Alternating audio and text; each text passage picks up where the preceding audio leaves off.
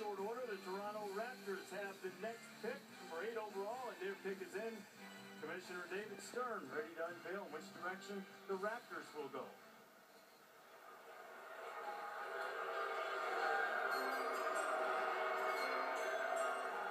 With the 8th pick in the 2012 NBA draft, the Toronto Raptors select Terrence Ross from the University of Washington.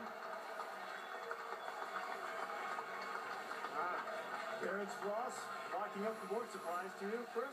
Yeah, a little surprising. He hadn't been mentioned this high, but I knew they liked him.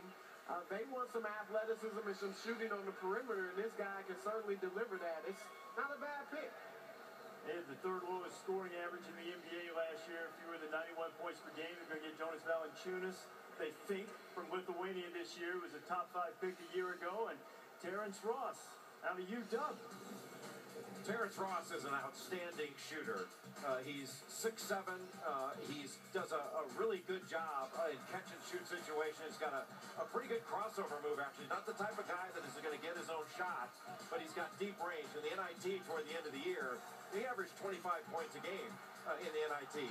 Terrifically athletic, good guard rebounder. Actually, Lorenzo Romar, his coach, would put him down in the post at times against smaller guards. After timeouts, they would look to throw him a lob, get him a shot. Solid in transition, but this is a good player. I'm a little surprised it was this high, but you knew when he was invited to the green room, he's going to be taken in the lottery. I don't think anybody had him at 8, but if you're looking for a shooter, he and John Jenkins were 2 of the best shooters in this draft. John Jenkins of Vanderbilt. John Jenkins of Vanderbilt, perhaps a late 1st round, early 2nd rounder. Terrence Ross zoomed up the draft board, Mark Jones. Terrence, you were a late addition to the green room. How would you explain your sudden and late rise to prominence here? I mean, first off, I want to thank God, because without him, I wouldn't be here. But it's just a blessing. I mean, I can't even describe what I'm feeling right now. It feels surreal. Toronto, number 8, takes you. What was it about your workout for them you think impressed them?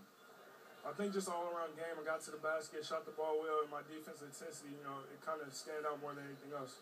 All right, Terrence, good luck. Guys, they say that guys he worked out against say he was one of the more athletic players in the draft class. Back to you. Talking at both tied, too. The Raptors missed the playoffs for the 4th straight year, 20 games under 500. When you look at this roster, what's your reaction to the additions of Ross now? Well, the big kid coming from Lithuania, to me, if he's as good as they say and he can move Bargnani to the 4, then they have a chance to start moving up the ladder. They obviously need a starter at the small forward position. They need Calderon to bounce back and play like he's capable.